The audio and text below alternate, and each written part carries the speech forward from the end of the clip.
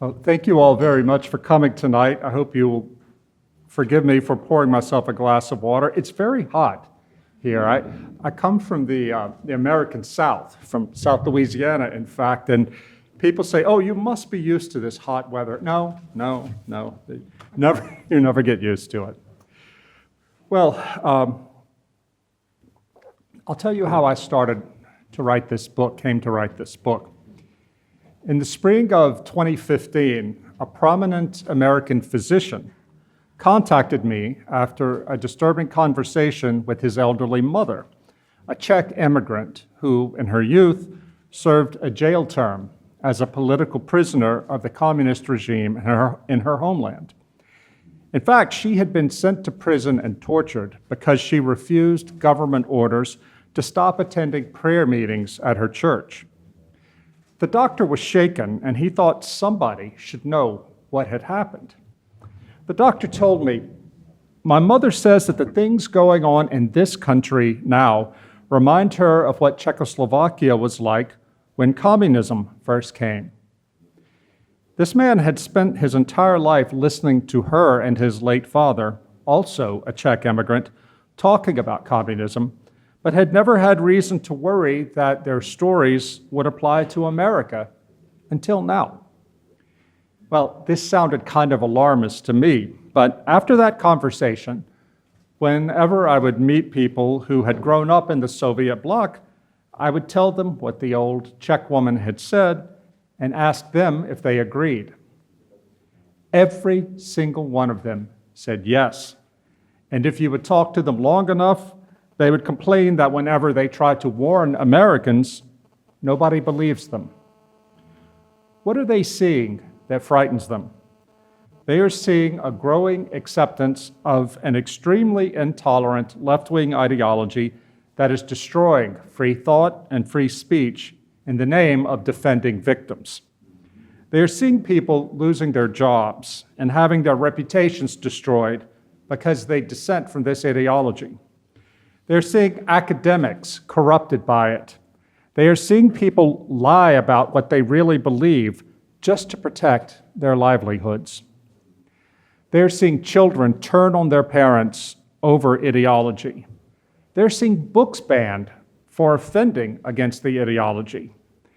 They're seeing ideologically deranged mobs turn on dissidents and hound them both online and in real life.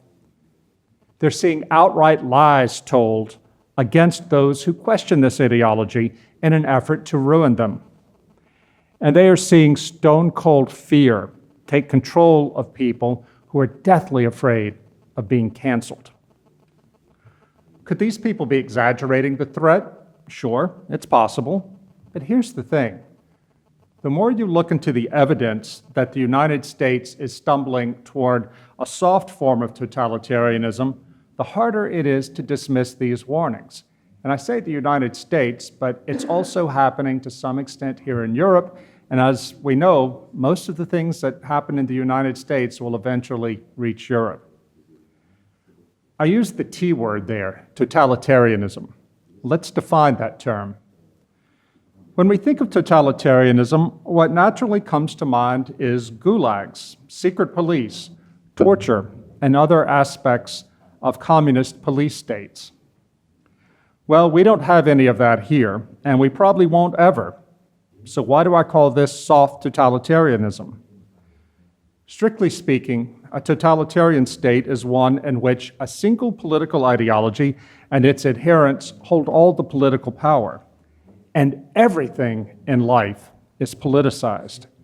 Totalitarian states don't just want your obedience, they want your mind and your soul.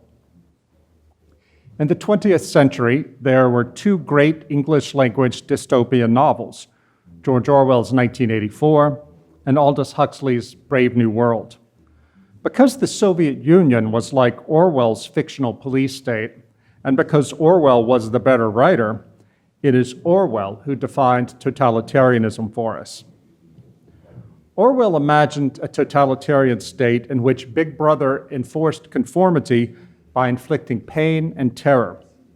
Now that's as hard totalitarianism can get. By contrast, Huxley imagined a totalitarian state in which the so-called world controllers managed conformity by keeping everybody entertained and jacked up with drugs, porn, and sex. The Huxleyan state wants to eliminate pain, boredom, and unhappiness. Mustafa Mond, the world controller for Europe, calls it, quote, Christianity without tears. Well, I contend that in our society, we are facing not the hard totalitarianism of Orwell, but the soft totalitarianism of Huxley. In Budapest a few years back, my friend Anna told me that she found it hard to discuss the struggles in her own life as a young wife and a mother with friends. As soon as she would say that she and her husband had been arguing or that she was exhausted caring for their little boy, her friends would tell her, oh, get divorced, or put the boy in daycare, go back to work, be happy. She told me, I can't make them understand that I love my husband and that I love being a wife and a mom. They can't understand why anybody would choose to struggle. I said to Anna, it sounds like you're fighting for your right to be unhappy. Yes, she said. I then explained to her that that is what John the Savage, the dissident in Brave New World, also fights for. Well, soft totalitarianism depends on our fear of being unhappy. John the Savage tells Mustafa Mond, quote, I don't want comfort. I want God. I want poetry. I want real danger. I want freedom. I want goodness. I want sin. Mond thinks the man is crazy, and I imagine Anna's friends feel the same way about her. In my country, we're now seeing a generation willing to see religious liberty, free speech, and other important political freedoms taken away from us for the sake of creating a safe, tightly managed society where nobody has to feel anxious, sad, or unhappy. A college professor once told me that he gave up teaching Brave New World because almost none of his students considered it to be a dystopia. They all thought Huxley's soft totalitarianism sounded like paradise. There are other signs that our civilization is ripe for totalitarianism. In 1951, the political philosopher Hannah Arendt published The Origins of Totalitarianism, a detailed study of why, in the 20th century, nations had succumbed to fascism and communism. Though the two totalitarian systems were at opposite ideological poles, both emerged from similar social and political conditions, Arendt found, conditions that are strikingly present in the West today. The most important one is loneliness and social atomization. Totalitarian movements, said Arendt, are, quote, mass organizations of atomized, isolated individuals. What prepares men for totalitarian domination in the non-totalitarian world, she said, is the fact that loneliness, once a borderline experience, usually suffered in certain marginal social conditions like old age, has become an everyday experience of the ever-growing masses of our century. Another sign of a pre-totalitarian society is widespread susceptibility to propaganda and ideology. Whether out of cynicism or misplaced idealism, the willingness to surrender one's moral responsibility to be honest for the sake of a politically useful narrative opened the door to tyranny. In pre-totalitarian nations, wrote Arendt, hating respectable society was so narcotic that elites were willing to accept monstrous forgeries in historiography for the sake of striking back at those who, in their view, had excluded the underprivileged and the oppressed from the memory of mankind. Well, I think of this point today when we see the spread of ideologies that teach the young to hold their traditions and the history of their country and civilization in contempt. Left-wing mobs today in the United States and Great Britain topple statues in the name of supposed liberation from the chains of the past. Indeed, hatred of the past is one of the basic weapons that the totalitarian despot uses to gain control of the people. Well, why were so many people of the 20th century willing to believe ideological lies? Because totalitarian ideology was a political religion that provided meaning, purpose, and solidarity for masses of people who had been alienated from their traditional sources. As traditional Christianity declined, these political pseudo-religions filled the God-shaped hole in the body politic.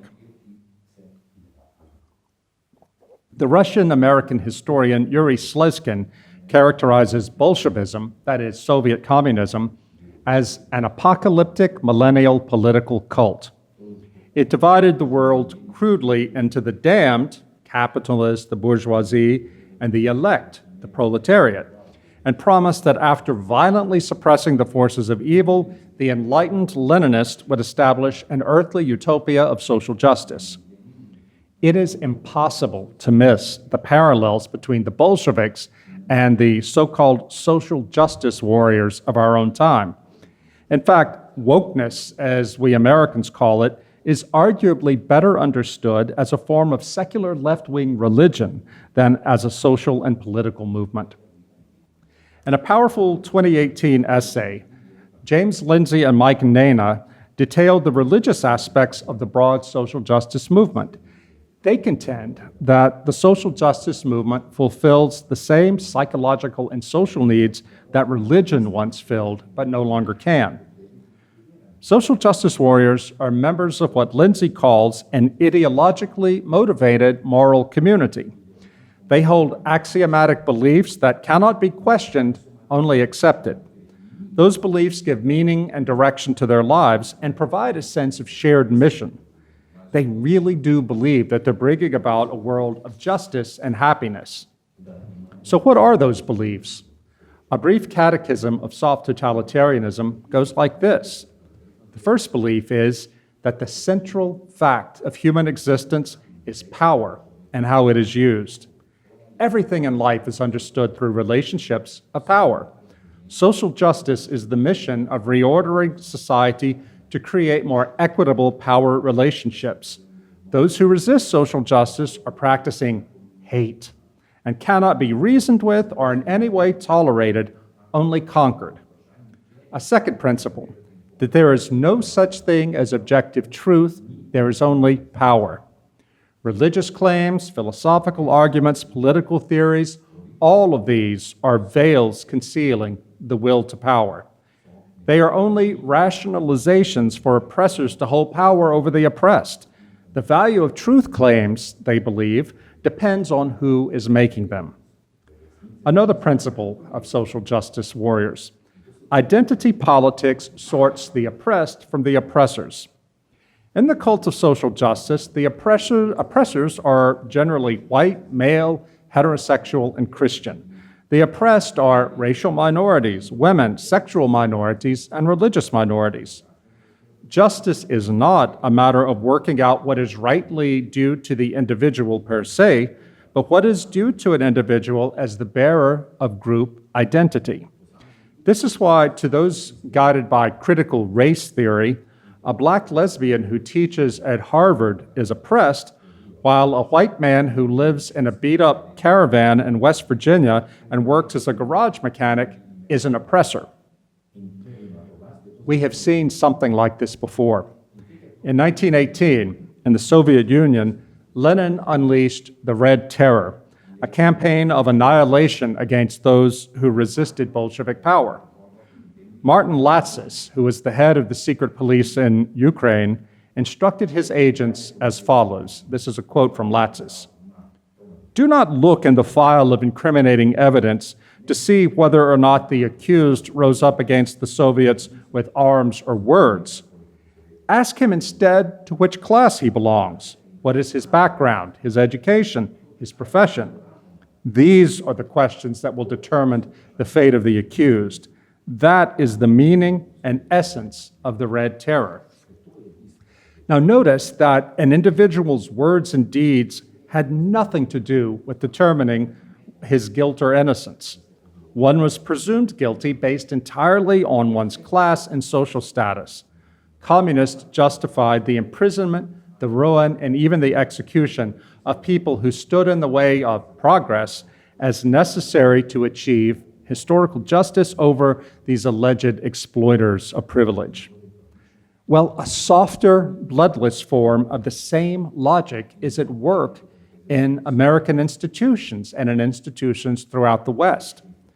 Social justice progressives advance their malignant concept of justice in part by terrorizing dissenters as thoroughly as any inquisitor on the hunt for enemies of religious orthodoxy. Finally, they believe, the social justice warriors believe, that language creates realities. They believe that human nature is largely constructed through the use of linguistic conventions. This is why they focus heavily on what they call discourses, that is, the style and content of modes of speaking that, in their view, legitimize certain ways of being and delegitimize others. Woke enforcers tightly police the spoken and the written word, condemning speech that offends them as a form of violence. Well, this is why in New York City, a progressive utopia, you can be fined thousands of dollars for using the wrong pronoun to address someone. Well, look, nobody expects the return of Stalinism with its state monopolies, with its crackpot economics, and its Gulag archipelago. But the outmoded idea that totalitarianism requires an Orwellian-style terror state is a big reason why we are so blind to the soft totalitarianism now taking shape. In fact, the Cold War concept that big business is the enemy of the statist Leviathan conceals the leading role that capitalism plays in this transformation of society. Today, an elite club of global megacorporations are more powerful than many countries. Walmart has more annual revenue than Spain, and more than twice as much as Russia. ExxonMobil is bigger in terms of revenue than India, Norway, or Turkey. As the international strategist Parag Khanna says, in a world where Apple has more cash on hand than 2/3 of the world's nations, corporations are likely to overtake all states in terms of power. And in an America that now runs on the internet, 5 companies, Facebook, Apple, Amazon, Microsoft, and Google, have an almost incalculable influence over public and private life. At the same time, and this is something new, big business has moved steadily to the left on social issues. Standard business practice long required staying out of controversial social issues on the grounds that taking sides in the culture war would be bad for business. That has changed. Today, these corporations, we call them woke capitalists, regard taking progressive stands on social justice issues like race and gay rights as a critical part of branding. Woke capitalist branding harnesses the unmatched propaganda resources of the advertising industry to send the message both implicitly and explicitly that the beliefs of social and religious conservatives and even some of the fundamental beliefs of the classical liberal tradition are obstacles to the common good. What's more, with the emergence of what the former Harvard Business School professor Shoshana Zuboff calls surveillance capitalism, the capabilities of major corporations to mine intimate details from the data individuals create on the internet and by using smartphones and other smart devices gives to big business immense power over the future of democracy. Most of us are unaware that we're being monitored by corporations in ways of which the KGB could only have dreamed. Consumer convenience is how we have learned to love Big Brother. We don't have to search the pages of dystopian literature for an example of how a future totalitarianism would likely work here in the West. We only have to look at China, where the communist state is using the reach and the power of the internet and artificial intelligence to build what it calls a social credit system to force citizens to conform. By using its all-seeing electronic eye to regulate personal status, individual liberties, and access to consumer goods and services, China is pioneering modern forms of soft totalitarianism.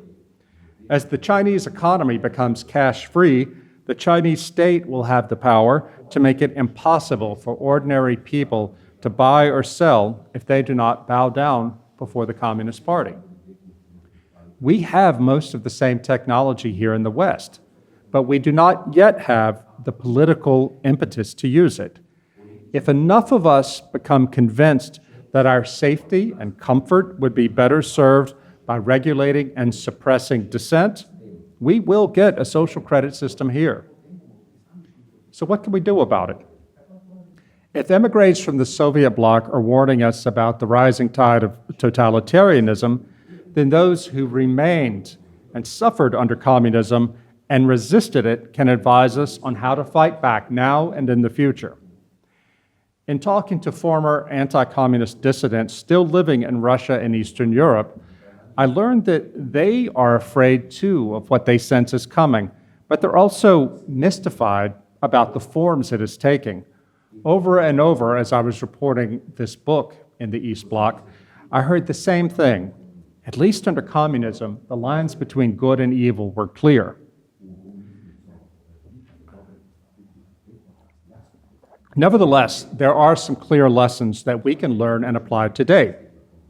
First, we have to commit ourselves to living in truth. Live not by lies, said Alexander Solzhenitsyn in his final communique to the Russian people before his forced exile. Even politically powerless people, he explained, could refuse to say, to write, to affirm, or distribute anything that distorts the truth. They could refuse to attend a demonstration or to sign on for a cause unless they truly believed in it.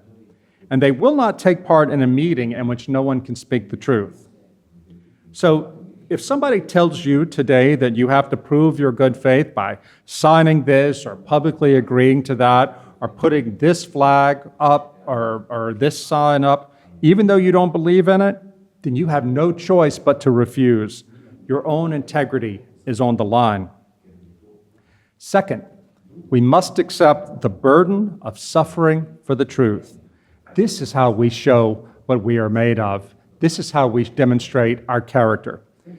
The new soft totalitarianism is taking hold among people, especially of the younger generation, who are terrified by discomfort, much less suffering. They are unnerved when confronted by thoughts or expressions that upset them.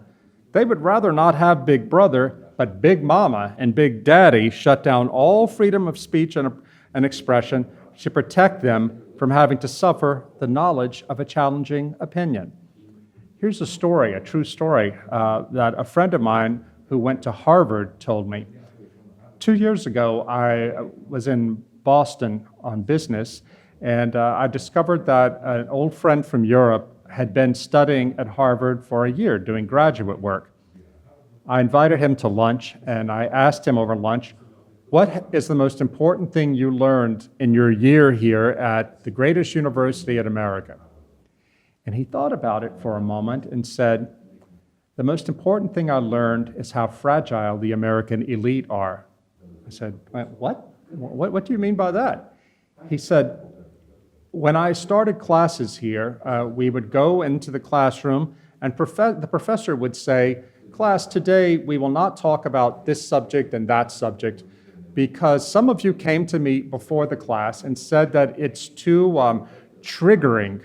It would make you feel unsafe to talk about it, so we won't talk about it.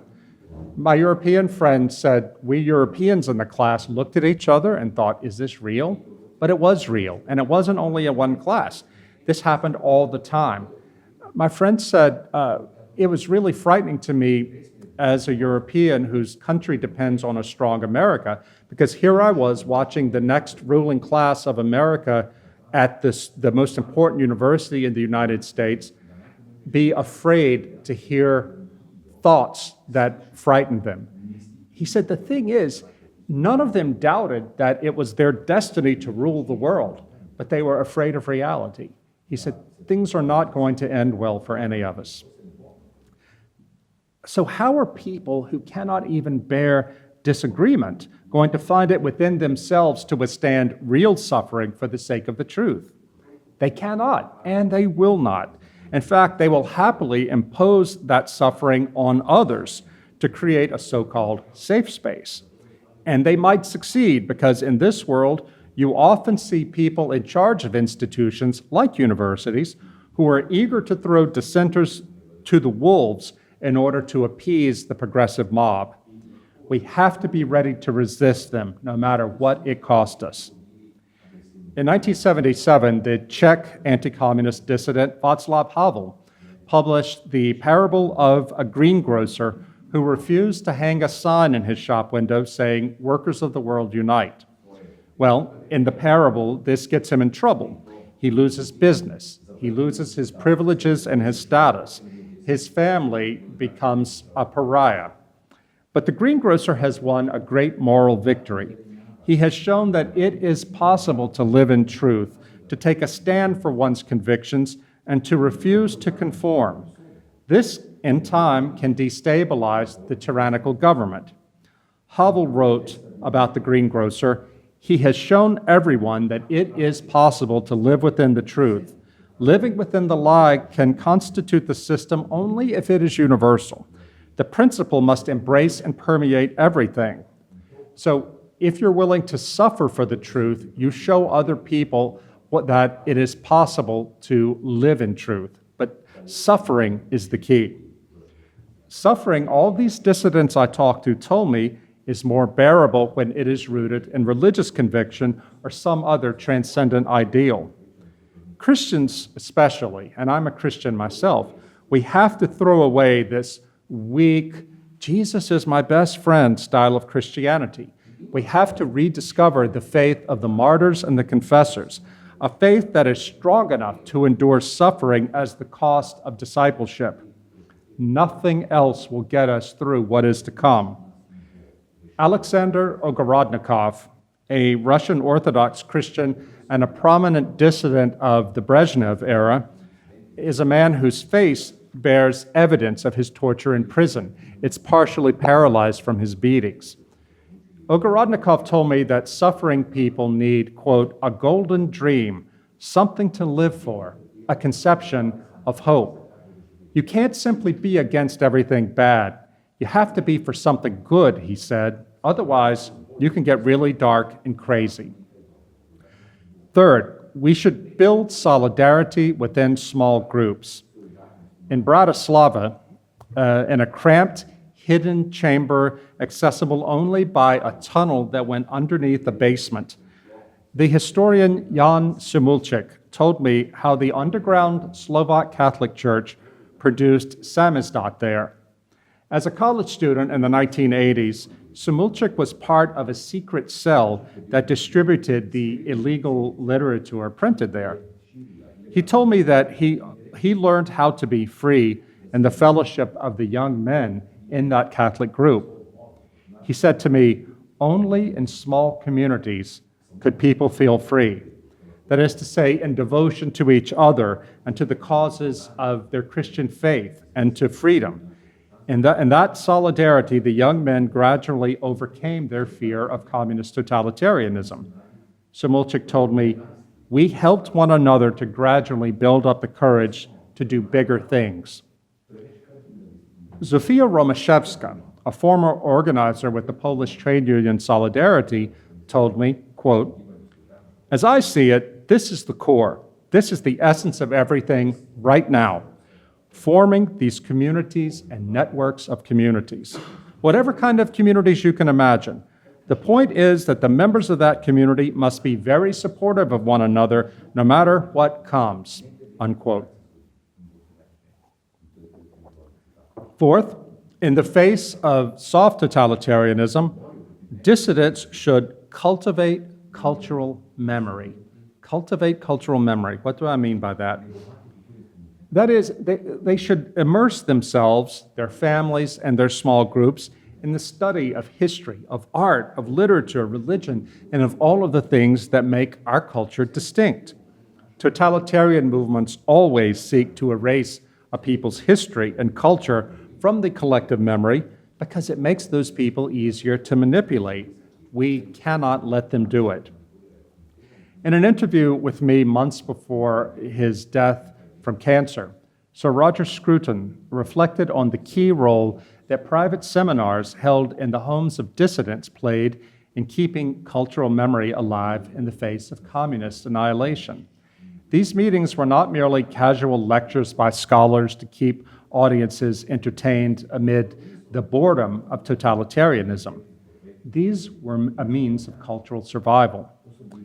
In the 1980s, prominent Western academics like Charles Taylor, Jacques Derrida, and Roger Scruton worked with Czech dissidents to build an underground university in which true scholarship, not ideological nonsense, was possible. In an interview not long before his death in 2019, Sir Roger, who was once detained by the Czech secret police, told me that when he and his British colleagues first visited Czechoslovakia in the late 1970s, they were astonished to discover that Czechs, quote, were determined to cling to their cultural inheritance because they thought it contained the truth, not just about their history, but the truth about their soul, about what they fundamentally are. Sir Roger told me that was the thing that the communists could not take away. Well, this is something that we're losing now, and not just because of woke schools and universities and the media. Tamás Shai, a teacher in Budapest, told me that the generations that came of age after the fall of communism have fallen into an abyss of Western-style hedonism and consumerism. He said to me, what neither Nazism or communism could do, victorious liberal capitalism has done. He meant by that the post-communist generation of Hungarians has forgotten their history and their literature and don't understand why it's important. Finally, a lesson that runs through the testimonies of many dissidents is the stark warning to the Western democracies. It can happen in your country too. Solzhenitsyn wrote, there is always this fallacious belief, it would not be the same here. Here, such things are impossible. Alas, he said, all the evil of the 20th century is possible in every country on earth. In Live Not by Lies, I tell the story of a conversation I had with a 26-year-old California woman who told me that she considered herself to be a communist because she loves the dream of universal brotherhood and equality. I asked her, okay, so what about the gulags? She had no idea what I was talking about. Now, this young woman is university educated, but she was born after the end of the Cold War. Nobody ever explained to her what communism really was. Traveling here in Central Europe over the past few months, I have been shocked to learn that the post-communist generation here has been so focused on the future that so many of them have not learned the lessons of the past. That kind of historical ignorance and moral arrogance is going to destroy us and destroy our democracies if we don't fight back. So most of the great Russian and European anti-communists, Solzhenitsyn, Havel, Czesław Miłosz, Karol Wojtyła, the Pope John Paul II, they're dead, and the generations that lived under Soviet totalitarianism are passing into history. Our news and entertainment media have largely erased their stories and canceled their voices from neglect. But some of them are still alive, and they want us all to know and to know urgently that something wicked this way comes. They can feel it in their bones. A Soviet-born university professor in the American Midwest told me, "You will not be able to predict what will be held against you tomorrow." This woman is grieved by the sight of her Midwestern students. She said, "They're good kids. They were raised in the cornfields." Openly professing socialism and embracing in the name of social justice a culture that harshly punishes heterodoxy and silences dissent. She told me, "You have no idea what completely normal thing you do today or say today will be used against you to destroy you. This is what people in the Soviet Union saw. We know how this works." And nobody will listen to her in America. I dedicated this book, Live Not by Lies, to the memory of Father Tomislav Kolakovic, a Croatian Catholic priest. In 1943, Father Kolikovic was doing anti-Nazi resistance work in Zagreb when he received information that the Germans were coming to arrest him. He escaped from Croatia and went to hide in Slovakia, his mother's home country. He began teaching in the Catholic University in Bratislava. The priest told his students that the good news is the Germans are going to lose the war. The bad news is that the Soviets are going to be ruling their country when the war was over, and the first thing the Soviets were going to do was going to persecute the church. They had to be ready, the priest told them. So Father Kolikovic formed small groups of faithful young Catholics who would come together to talk about what was happening in their country and to discuss how to build a resistance. Within 2 years, these groups spread all across Slovakia. The Slovak Catholic bishops warned Father Kolikovic to stop what he was doing. They told him he was alarming people for no reason. But the priest did not stop. He understood the communist mind better than they did. And so, in 1948, when the communists seized power in Czechoslovakia, everything happened exactly as Father Kolikovic predicted. His network of young Catholics formed the backbone of the underground Catholic Church. They kept the faith alive through the next 40 years of totalitarian dictatorship. My friends, I firmly believe that today we are all living in a Kolikovic moment. I don't know when the persecution will begin or what forms it will take, but I know that it is coming and that we have to be ready for it. And we don't have forever to think about this. I believe that God has sent us the testimonies of these old dissidents that I write about in the book and the old dissidents who are still alive in this country, Slovenia, to wake us up and to call us to prepare. Do we have the courage and the wisdom to listen? Thank you.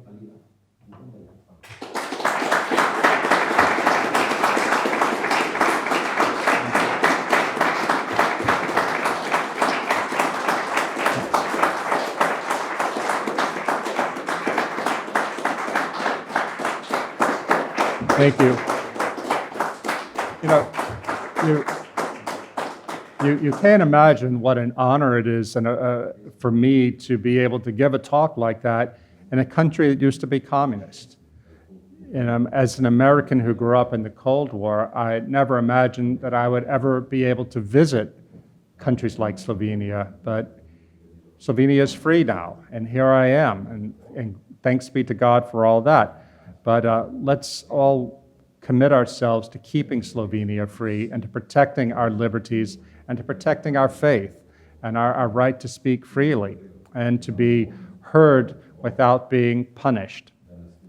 If anyone would like to ask some questions, I think we have a little bit of time. Don't we, David? Yes, of course. Vprašanje, prosim, če ima kdo, lahko tudi v slovenščini bo prevajalec gospoda Dreherja prevajalca. Izvolite. Do you think that the current crisis happening in the West is done by accident or design? Accident or design? Well, if you're asking, do I have a conspiratorial idea of it, I don't think so. But I do believe that there are people who want this to happen. I'll give you an example. I've been working in Hungary for the past few months as a visiting fellow of the Danube Institute. And one of the first things you discover as an American when you go to Hungary is that there's a lot of talk about George Soros. Now, when I first heard that, I thought surely they're being conspiracy theorists. But then the more you look into what George Soros actually does, you realize that they have a point. They really do have a point. Today, for example, this is not really Soros, but this is the European Commission. Hungary is now under a lot of pressure by the European Commission for this new LGBT law that limits what can be said to children about LGBT, gender ideology, things like that, both in the media and in sex education. You can disagree with the law. I mean, Hungary, a lot of Hungarians do disagree with the law, but it was passed by a democratic majority. If the people don't like it, they can vote the parliament out next year. Well, as you've probably all seen, the European Commission has gone insane over this, and the Prime Minister of the Netherlands said that he will bring Hungary to its knees. Ursula von der Leyen, the head of the European Commission, has said that Hungary will face the full force of EU law. And I have to wonder, what is it about something as small as this that can cause so much power to come down on one country? These are things that are happening by powerful people, powerful liberals, powerful leftists in concert with each other. And I think what has happened is liberals no longer believe that liberalism means pluralism, means diversity, means tolerance for difference. They believe it means cultural hegemony. It means that everybody has to do exactly as they say or else. I think that it is certainly true that elites within different institutions are working together to make this happen. And I don't think this is a secret conspiracy theory either. The sociologist James Davison Hunter, an American sociologist, said that revolution and major cultural changes happen when elites and elite networks agree on a certain idea and start putting those ideas into institutions. That is what has happened in the US right now with wokeness. It's incredible to think about. Do you know what I mean by wokeness? I'm talking about the whole general cancel culture, social justice, et cetera. It started out in universities and then spread to the media. But quickly now, it has taken over every institution of civil society. It has taken over big business, most importantly. It has taken over sports. It has taken over the arts. It has taken over even the CIA and the American military. It's incredible. There is no major institution in American life that has not completely given itself over to this ideology. And you begin to see how powerful it is when that has happened. When I was in Hungary earlier this summer, I interviewed a man named Peter Krejko. He is a very articulate critic of Viktor Orban. He's a university professor. I wanted to speak to somebody who was critical of Orban so I could understand their complaints. One of the things he said was, I don't like this government because I support gay marriage, I support gay adoption. Our government doesn't, and I hate that. But, said Krejko, I don't really agree with transgender ideology. And then we went on to talk about other things. At the end of our conversation, Krejko said, but I'll say in the end, I can stand in my classroom here in Budapest and say whatever I want, and no one from the state will come attack me. I said, Peter, that's really interesting, because in the United States, you could say exactly what you said at the beginning of the interview, that you support gay rights but not transgender, and nobody from the state would bother you, but your students would turn on you. They would go to the head of the university, demand that you be fired. They would probably fire you, and after you got fired, your reputation would be ruined, and you would never be able to teach anywhere else again. Now, this is all happening in a liberal democracy. It's not coming from the state. It's coming from these institutions which have been completely captured by wokeness. So, Peter, who is more free? You here in Orban's Hungary or your American liberal counterpart? Well, he didn't have an answer for that, but you see the point. This is how soft totalitarianism works when it captures institutions. I'll give you another example. Earlier this year, Amazon.com said that it will no longer publish books that portray transgenderism as a mental disorder. They won't sell them anymore. Well, that's Amazon's right to do that. No bookseller can be forced to sell a book that he doesn't want to. I don't want the little Christian bookseller to be forced to sell the Satanic Bible. I support Amazon's right to do this.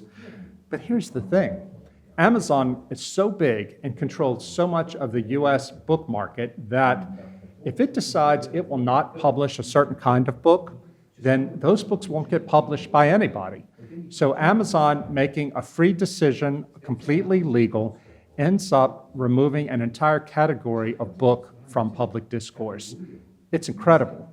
And this is the sort of thing we're dealing with. But again, the state's not involved at all. This is a private company making a decision that's perfectly within its rights to do. But this is how it's affecting democracy. So you ask me, is this planned? Yes and no. It is all these people who believe the same things working together, but I don't believe it is a sinister conspiracy. Naslednje vprašanje, prosim. Ja, izvolite. I have a question about your book. Is it sold on Amazon? And if so, are you worried about the possible punishment for yours? From Amazon? Yeah. It is sold by Amazon, and I am increasingly worried about this. The book is sold very well in the US. We've sold well over 100,000 copies, even though no media have talked about it. Every book I've written in the past has gotten lots of good coverage. This is the first one that has had nothing from the major media, only from podcasts and small groups, small publishers. And we've seen in Romania, the book is published in Romania. In Romania, Facebook kicked a journalist off of Facebook for publishing an interview he did with me when I was in Romania. In Hungary, Facebook in Hungary told a conservative magazine to stop publishing things from me, about me, because Rod Dreher is dangerous, they say.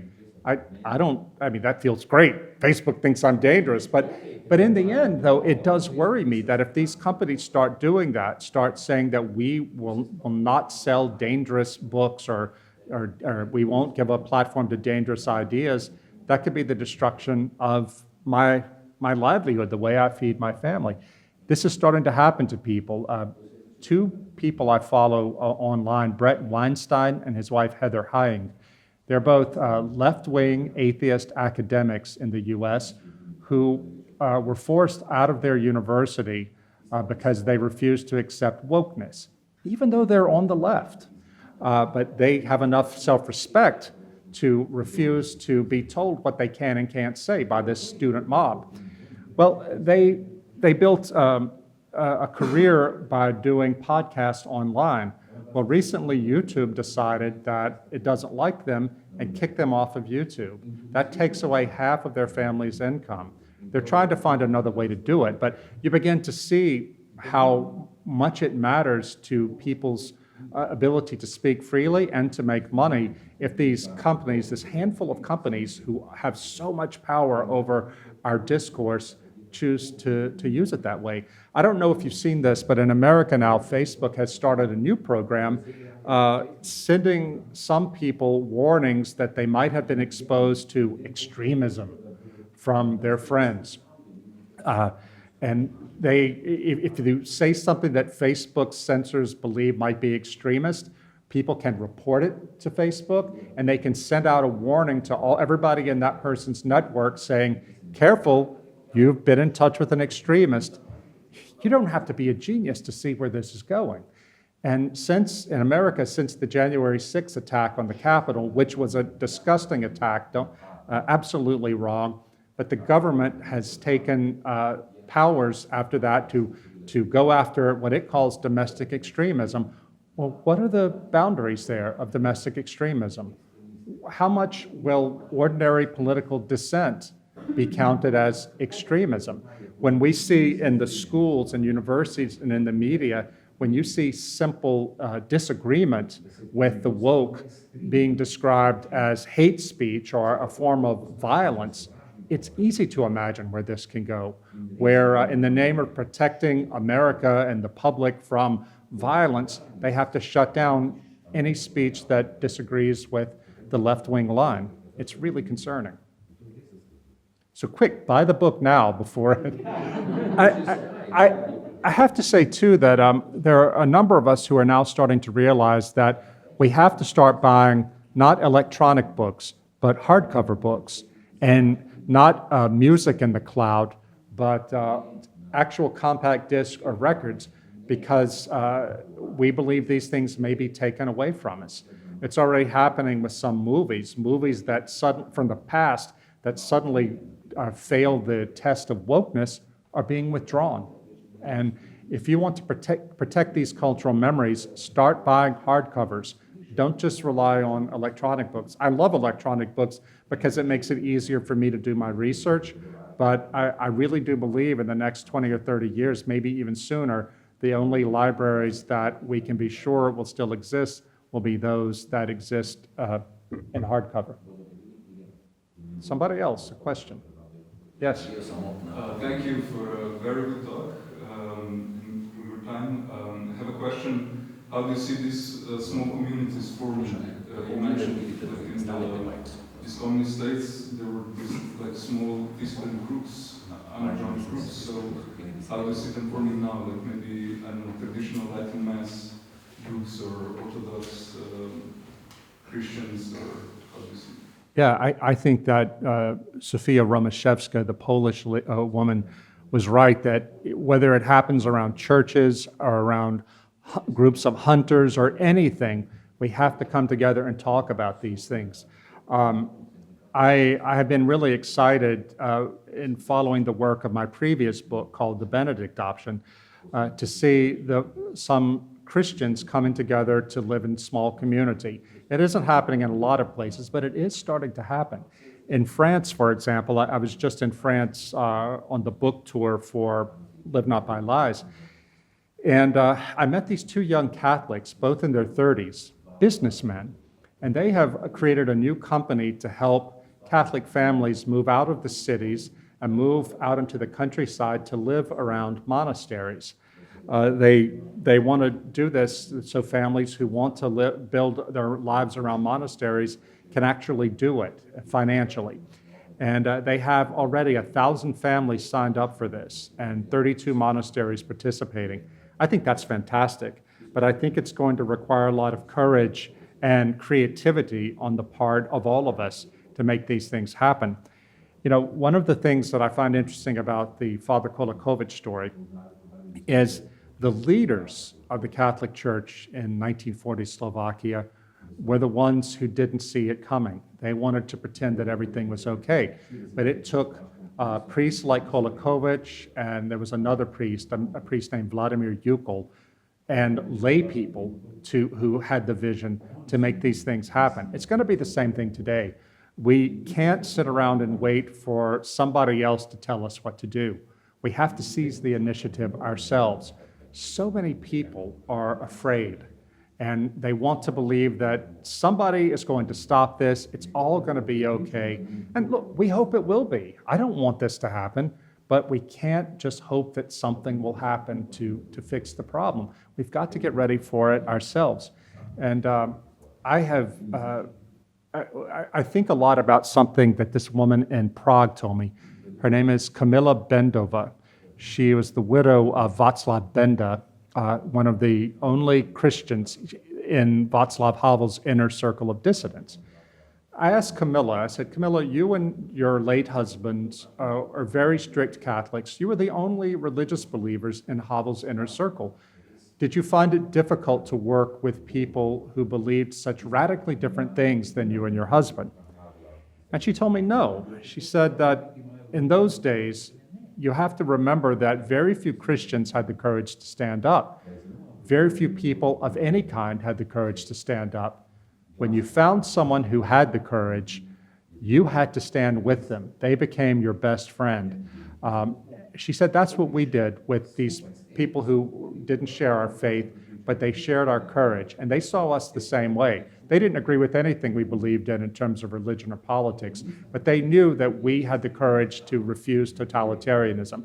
I think that sort of thing has to happen today. We cannot assume that everybody we go to church with or everybody we're friends with is going to have the same courage. We have to find the people who do share courage and to build these strong relationships with them. And also invite into these circles people who are sitting around waiting to see, is somebody going to do something? Invite them in. Let them see that you're doing something good. And it can't be paranoia. It can't be built around that. As Alexander Ogorodnikov said, you can't just be against something. You have to be for something. But it does have to be focused and committed. And I think that this is a great opportunity for us all to build these communities. Even if nothing bad happens in the end, we all need stronger communities. We live in a time of mass atomization and loneliness. What better reason to come together now and rediscover our neighbors? Václav Benda, Camilla's husband, under communism, he knew that he couldn't do anything to fight politically, but he said one thing he could do to fight the system was to bring people together to remind themselves that we're all neighbors. Sometimes he would bring them together for nothing more than to have a picnic.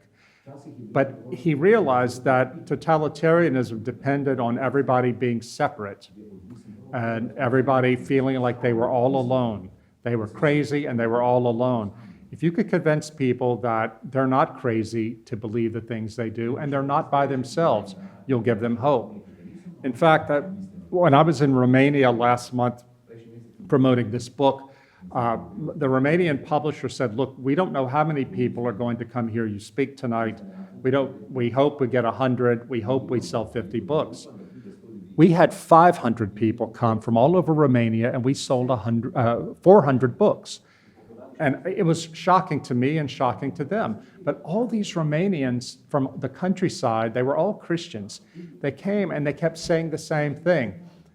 Living here in our country, we are told by our media and by our leaders all the time that as Christians, we're backward people. As social conservatives, there's something wrong with us. We have to change. We have to be ashamed of ourselves. We have to become progressive in order to be modern, proper Europeans. They said, thank you for coming here and telling us that we're not crazy and we're not alone and that we should be proud of who we are and our traditions. And they said, it matters a lot that you're an American and came to tell us this.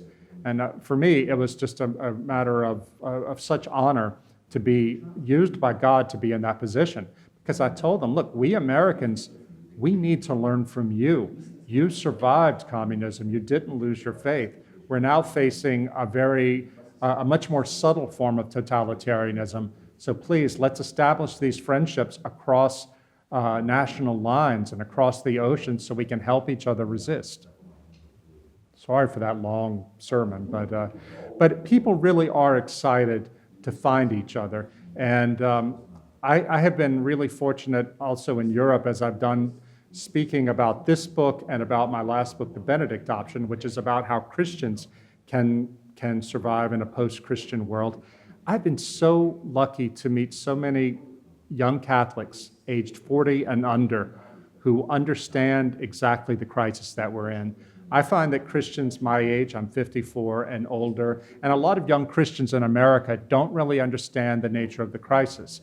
But here in Europe, in my experience, young Catholics who are still going to Mass, they get it. They understand that the situation the church is in, and they're prepared to be what Pope Benedict said we should all be, creative minorities in this time. And so I find actually I get more hope from being over here in Europe among young Catholics than I do in my own country, even though so many more people hold the faith or profess the faith in America. I think the future of Christianity is going to be decided in a strange way here in Europe, where the faith is today flat on its back. Somebody else? Vprašanje, prosim. How woke have become the churches in America? How woke are the churches? You know, that's such a great question. And I don't know about Europe, but, well, I know about Germany, very woke. But in the U.S., the churches are starting to fall. Most of the mainline Protestant churches are completely gone, either into gender ideology, everything LGBT, and Black Lives Matter, critical race theory. What's interesting, though, is you're now starting to see some of the conservative evangelical churches begin to fall apart around Black Lives Matter, which is really interesting because I think with LGBT, the conservative churches know that there's really no way to reconcile what the church teaches with what gay rights folks are asking for. But racism is evil. It's clear from Christian teaching that racism is evil. So a lot of these white churches are so eager to take a stand against racism that they are rushing emotionally to accept anything Black Lives Matter and the critical race theory people say as a way of dealing with their own sense of guilt. So I would have thought that a lot of these conservative churches would hold the line against wokeness, but it's happening in some places, but not in as many as I wish it was happening. And among Catholics in America, it's really, really interesting. You have some woke bishops, but from what I can tell, most bishops and most priests don't want to take a stand one way or the other at all. They want to avoid trouble because, and understandably, my own priest, I'm an Orthodox Christian, but my own priest said he doesn't want to talk about these things in the church because he doesn't want politics to come into the church. I respect that. We don't need politics dividing our congregation. But some of these things are things we have to talk about as Christians. Gender ideology, for example, it is everywhere in America. It's in the schools, it's in the popular culture, it's in children's cartoons even. But so people like my priest, who's a very good man, and who's very conservative and gives very compassionate, faithful homilies, even he doesn't want to deal with some of this. So I think I have less fear of the actual woke churches than I do from the many more churches which aren't woke or anti-woke, but just want to be neutral and not take a stand and pretend this is all going to go away. It's not going to go away. It just isn't. Še zadnje vprašanje? Ja, prosim, gospod. Hi. So apparently it's in human nature that we only realize what freedoms we have when they are in real danger, when we realize there's a danger. So during Cold War, something like this woke stuff would not be conceivable because there was a clear difference between the good and the evil. Today it's different. Today Bernie Sanders, who went on his honeymoon to Soviet Union, is liable to be the presidential candidate for the president of the United States. So apparently we don't realize the danger. Do you think that with the global rise of China, there would be something in that fashion that we would realize, okay, there's a danger for our freedoms, so we have to do something to conserve that? Thank you. That's a great question. Before I talk about China, I want to say something your Bernie Sanders question brought up. I tell this story in the book. When I was in Russia doing research for the book, I had spent a couple of days interviewing Gulag survivors, people like that, and I went to dinner at the home of a Russian family, Russian Orthodox family. And I said at the dinner table, I don't understand how communism ever appealed to anybody in this country. The father said, "You don't understand it? Let me tell you."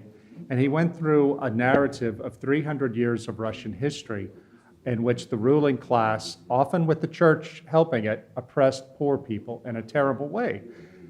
And he said, when he got to the early 20th century, he said, look, Bolshevism was evil, but you have to understand that it gave people a sense of hope, people who were really suffering and who didn't believe in the old system anymore. And I appreciated him saying that because today, when people like me, conservatives, look out at our society and wonder, how can anybody believe in this woke nonsense?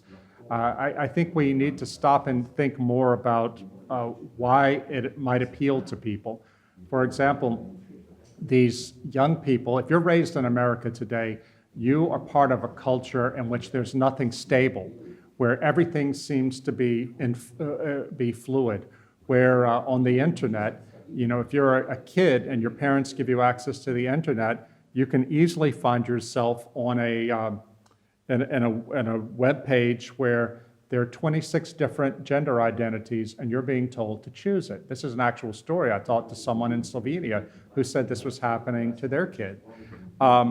This sort of thing is happening everywhere. And people also see injustice in the world. They want to do something about it. There's nothing wrong with that. We should want to fight injustice. But with the loss of a tradition in our country, with the loss of Christianity, with the loss of a sense of stability, You see young people searching for anything that can give them what they crave, that sense of meaning.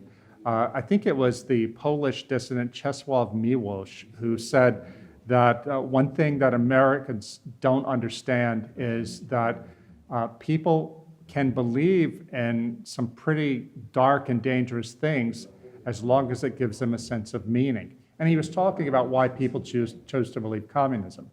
And I think that is something that we're having to deal with today. And as crazy as wokeness is, I don't think we're going to get anywhere, people like me, in fighting it until we try to understand more why it appeals to young people today and their fear and their anxiety.